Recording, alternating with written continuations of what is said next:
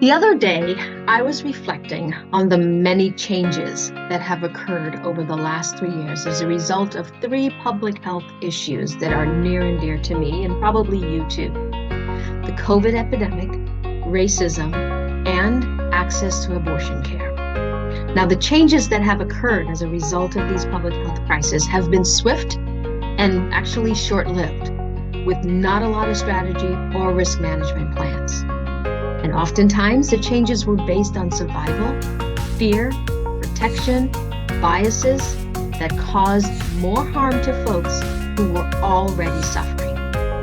Now, public health and social justice leaders that I coach find themselves asking two general questions as they prepare to stabilize, to advance, and to sustain their work, their people, and outcomes for future seasons. And those two questions are, what do we do now?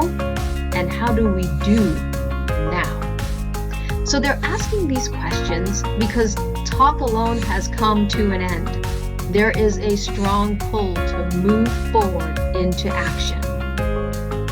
While each of them will take different actions in their systems, improving performance and sustaining transformational impact requires an appreciation and an acknowledgement of the demands on our human capacity for making change. Leaders can create that appreciation and acknowledgement by addressing these in three areas. These are not the only ones, but these are three that I want to highlight. Number one, core values. Revisit them, refine them, restate them, reconnect with them at an individual as well as an organizational level. If you don't already have them, I encourage creating core value statements such that everything you do or your organization does aligns with them. I recommend selecting the top 3 to 5 values as litmus tests for staying true to and living into your mission and purpose, be it at an individual level or an organizational level. Number 2, be real-time available and present to and for yourself, your team, and your work. One of the ways of doing that is to stop multitasking. Now, multitasking is way overrated, yet we all do it. Research has demonstrated time and time again that multitasking is inefficient, it is not sustainable, and it actually can lower our performance. Did you know that you might actually lower your IQ while multitasking? So the next time you are tempted to multitask, try prioritizing and spending 20 to 30 minutes on one task at a time rather than trying to do 2 or more at a time.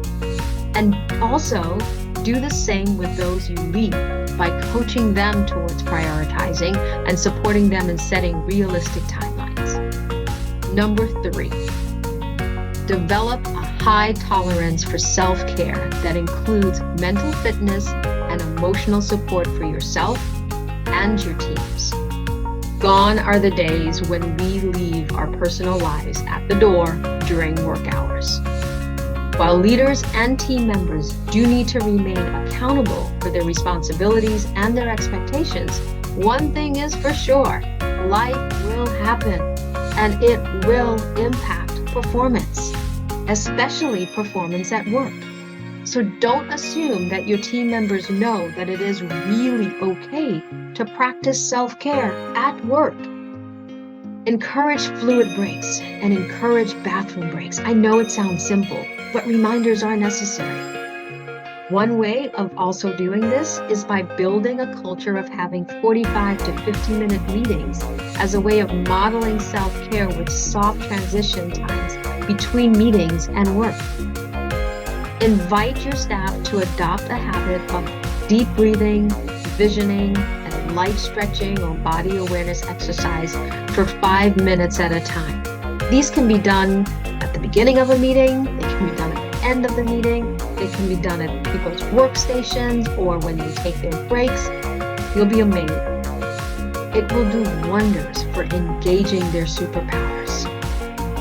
Check in with your folks in a non-performative way and during non-performance review times. When you ask them how they are, take the time to listen with curiosity and with empathy. Listen, we know the old saying, change happens. It's a constant. In order for us to do change well, it's important to attend to our values. It's important that we be present for ourselves and for others. And it is important for us to practice good self-care.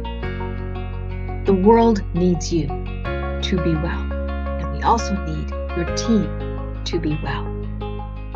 Change well. That is my advice.